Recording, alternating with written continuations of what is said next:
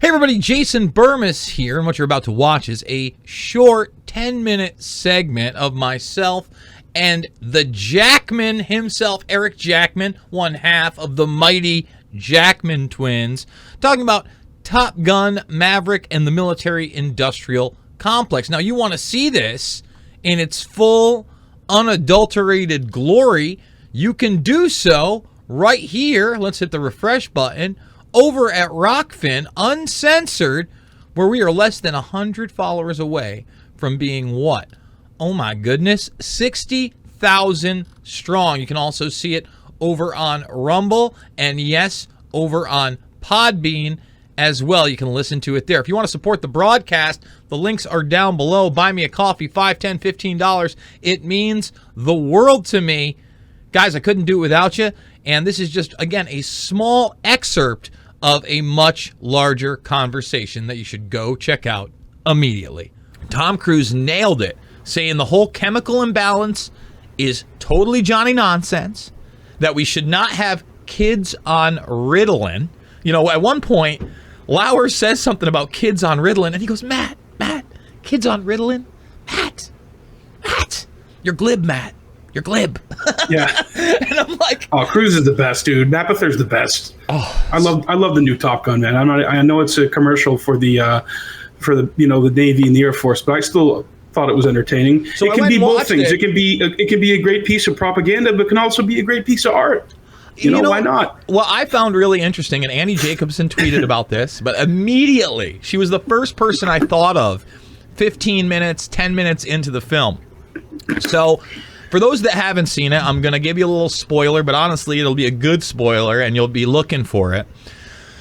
In the very, very beginning, you have the Tom Cruise character that's going to be testing out a new plane, right? And they're telling him the program's done. It's all about the drone warfare. We don't need you, human beings. No. But, you know, he's a rebel, and he's going to do it. So he walks in to the plane. And this is after he does all these exercises before he can get in there. They show him with the air tank on his face, and he's running, and then they show him in a chamber. This is straight out of Area 51 and the Oxcart program. Okay, and this is a Lockheed Martin program that they were doing at Area 51 and the other subdivisions, where they were trying to create a spy plane that could go 60,000 feet in the air. And that's why, you know, I constantly go, who gives a flying rat's ass about Richard Branson, Jeff Bezos, or Elon Musk's space rides that are doing the same damn thing?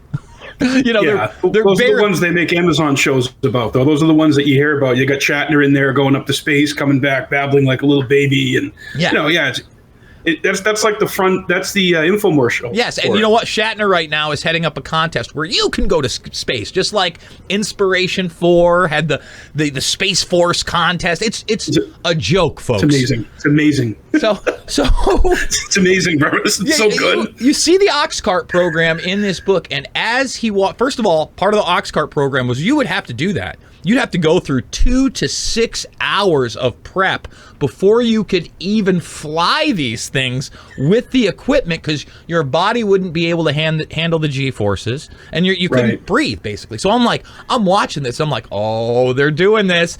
Then he walks into the plane, and there's a cartoon skunk on the tail. And immediately I'm like, oh, they're talking about Skunk Works. Skunk Works, yeah. As he gets into the plane to take off, the handle says Lockheed Martin on it. So you look at this, and I'm like, you know, I'm glad he slipped that little bit of history in there. And, you know, they kind of made it into a generic United States enemy. It was probably Iran without saying Iran, right? That they were the NATO nuclear threat. It was pro-NATO. It was pro-U.S. imperialism. Oh, absolutely. I mean, in the 80s, it was clearly the Russians or the Chinese. Mm-hmm. Although they didn't in the 86 film. They also, the director, was it Tony Scott, didn't implicitly say who it was, but you know, you can surmise, and then fast forward to 2022, you can surmise who it is. Exactly. But who has that kind of weaponry? But it fits in, and you know, it went back with that 80s style for sure. It was a good movie. You know, it was a fun ride. They hit all the right notes, man. Well, we watched the original the night before, and I have like a little home theater. I'm big on the projectors. Forget about buying TVs, guys. They're a waste of money. You get yourself a nice little projector, and all of a sudden you got like a 200-inch screen on tap. And you can get one of the... I have like this mini one that's about this big that still does like 720p amazingly, like Nice. 100 inches. So, we had the movie theater experience before we went there. And we kind of watched it, and it showed its age, right? But then instead of going just like that Star Wars reboot route where you could tell they had to remake everything and hit every note, they kind of slyly, threw in the dudes with abs on the beach. They're not playing volleyball, they're playing flag football, right?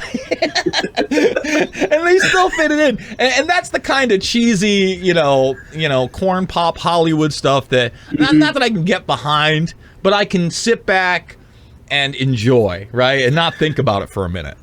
Yeah, I mean, I enjoyed the scene, spoiler alert, between him and Val Kilmer. I mean, he lost his voice in real life, and they've used some kind of really weird Darth Vader type technology to recreate his voice, and that's what they did in the film.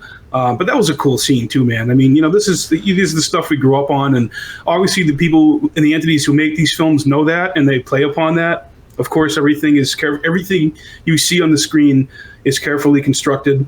As Stanley Kubrick pointed out, that an editor and a director has control over literally every second and every frame of a film. So it's there for a reason.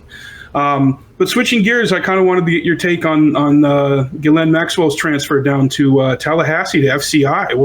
What's the deal behind that? What do you think? Great question. What are you hearing? And a lot of people love to take a big hot steaming dump on the Daily Mail because the Daily Mail is a bit of a tabloid. They push a lot. They've got the goods though, man. And then I wanted to touch on Franklin, man. They just ran a whole piece about Franklin.